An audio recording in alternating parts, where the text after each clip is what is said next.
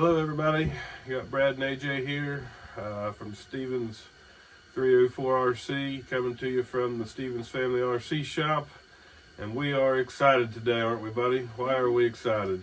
Because we got a whole lot of new stuff and we're ready to put it together. And we finally got out to our workshop. It's been a couple weeks since we've got to post any content because we've all been sick. Everybody in the family, starting when we were at the beach.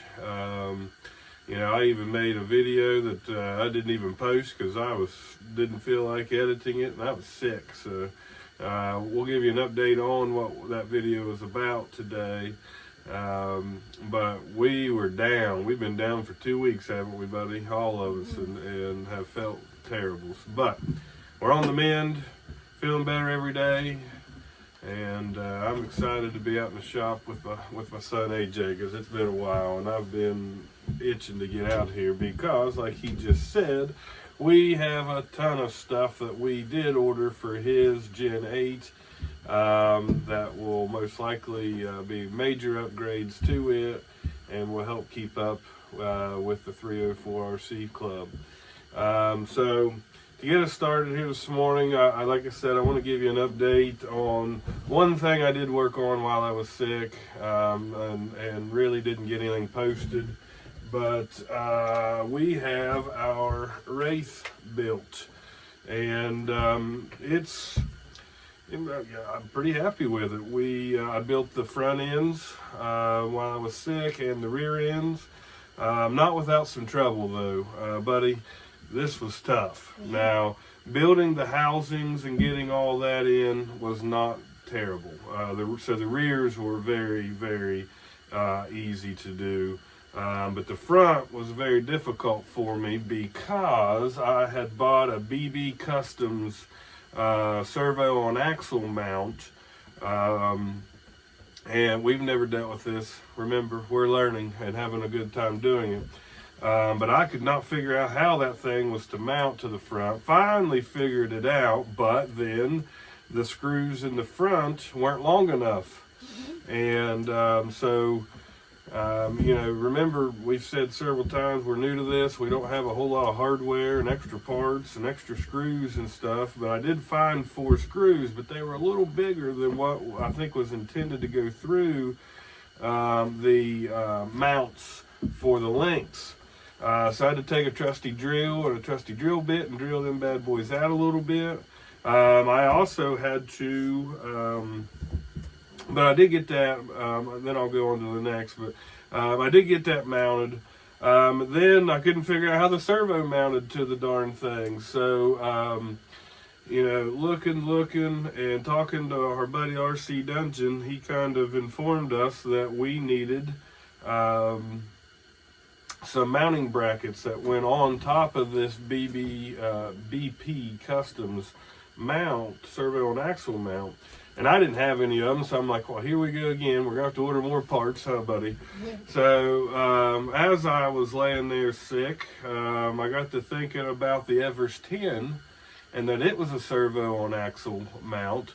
So I came rushing out here when I did feel like getting out of bed, and I found the mounts, and I took them off of the Everest 10 servo and axle, looked, and they were definitely not made for this. They had a little nub on them I had to cut off with a pair of 10 snips. And then the screws that were used to mount those brackets wouldn't fit up through the holes provided by the PB Customs mount. So, drill and a drill bit, I wallered them bad boys out. Not much, just a little bit. I don't believe it hurt the integrity of it. Just shaved around the sides enough to get a little bigger screw through and got that bad boy mounted, and it is on there. We got our links finally figured out. It was the only way that they would fit, and those are on there. We are running steel drive shafts on this. Those are steel and not plastic. And got all that mounted. We got the transmission mounted back. So I don't have the receiver and the ESC mounted yet. I'm still in testing mode, just have those in there. But I have ran it and it does run. I have not ran it outside. I only built a little course in here and or just a bunch of boards and stuff and was crawling them. And we put Desert Lizard 90 millimeter shocks on them, and with the internal springs, and we tried to put them upside down. And I'm still trying to figure out if I like that or not, because and look, we have one that came off. So we're going to be working on that today. Don't even know what happened right there.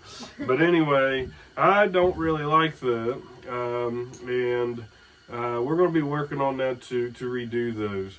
So Did that break? I don't know if it did or not. It popped right back on there. So I think it just popped off my screw. It means I may not have a big enough screw, and we'll need a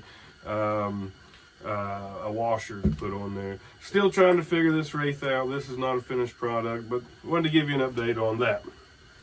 So now we're not going to do an unboxing, but we are going to show you the several things that we have to put on AJ's.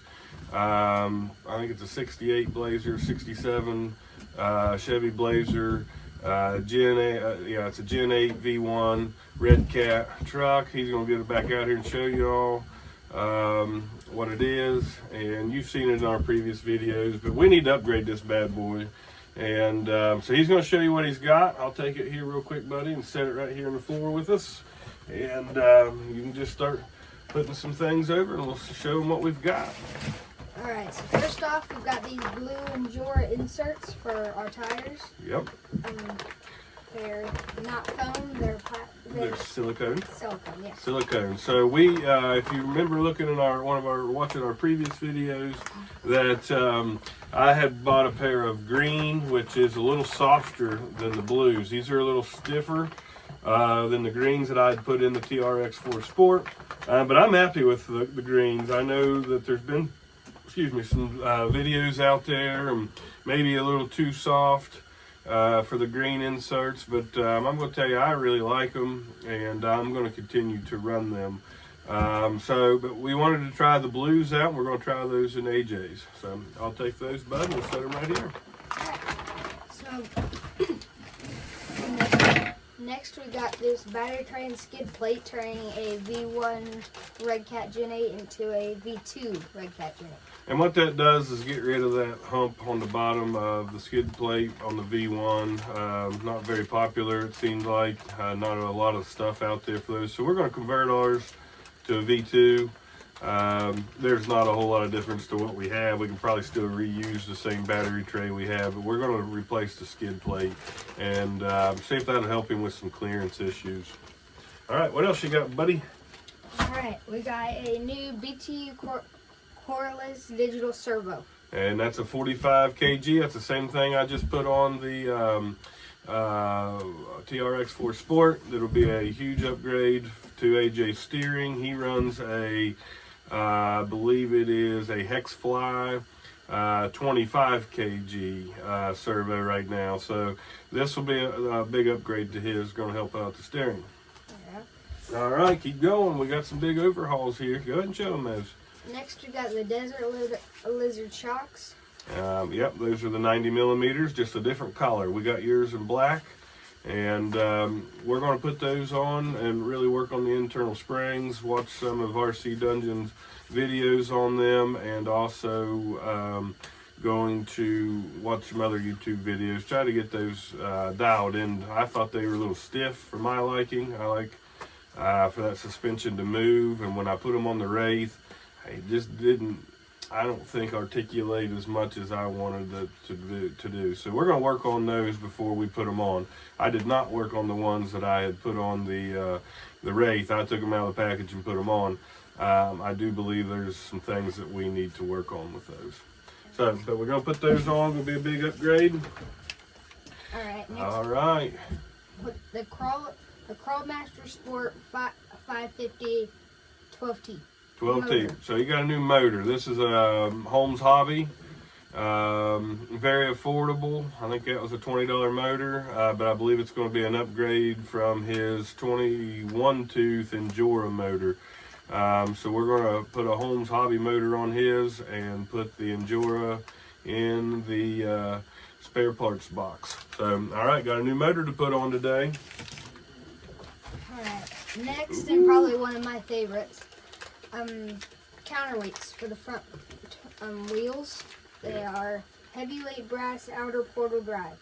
Yep, so we're going to put some counterweights. We're going to take our portal covers off of the portal axles that come on the Gen 8, and we're going to replace them with those brass. When I weighed those out, they were, I want to think close to, I think they were 61, 62 grams a piece. So there's 120 grams that we will be putting in the front end of his. If you remember one of our trailing videos with 304RC,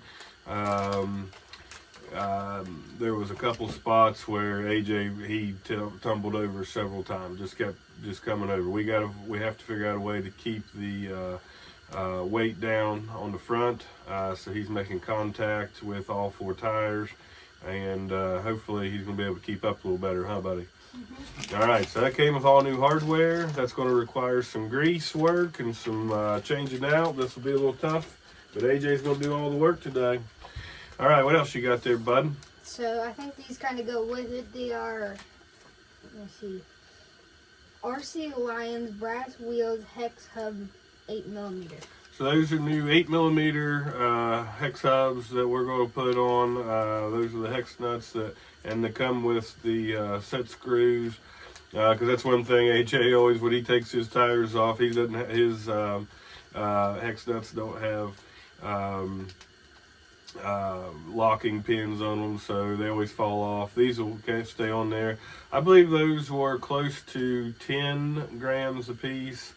So when I weighed everything out, I believe AJ was going to be close to 150 to 160 grams of brass in the front end of his truck. That should help. We also made our own little weight distribution out of some fishing weights and some, it's strapped to the front, helps out as well. And we're going to give all that weight a shot to see. We end up taking the fishing weight rig that we made out. It's hid underneath the body. Unless we told you like we just have, you would have never known it was there. So we're going to keep working on that and see what we can do to help his traction control. All right, so we have got a decoration thing here. I think we might have already showed you this. I don't know yet. Yeah, we have, and it's a scale. So that was from Stevens304RC, I believe, and that is a CB antenna. And what's on it there? A little baseball. A baseball. I wonder why. AJ likes baseball. So that comes with all the mounting tool kit, and we intend to put that on today too, huh, buddy? Mm-hmm. All right, I think you got a couple more things here that he's going to show you. All right, so Give me a little package here before. No, the other one. There you go. Go ahead. So here, at first I didn't think it was that either, but these are bumpers for the Gen 8, and so I don't know. We'll have to construct these bumpers. They're made by AMK Professional RC Car Upgrades. When I noticed them, that we ordered them offline, they came from Canada. That's a Canada company, and those are new scale bumpers for his. Show him the old bumpers there, bud. We have an old bumper here. That's what comes with the Gen 8 kit, and those hurt your angles and get, you hit them on rocks and stuff. These new scale ones will stick will stay a little into the body, but we feel that'll be an upgrade for looks, but also for our approach angles and stuff. So we've got that. And I think he's got one more thing here to show you. So this looks like a light kit for my body. Yep, so when we got the Blazer body from RC Dungeon, it already had the front light panel, whatever you want to call it, already in the front. I'll show you here. It already had that, but it had no lights. And then, so what this is, this came from Power Shift RC, I believe it was. And these are all scale websites that produce it looks like quality stuff, looks like good gauge wiring. But these will be, there's 4 lights in the front, the headlights and the park lights. And then these come with a little plastic thing that we will glue into the back. We're not going to actually cut.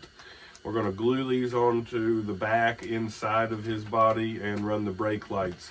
And they will illuminate through the body.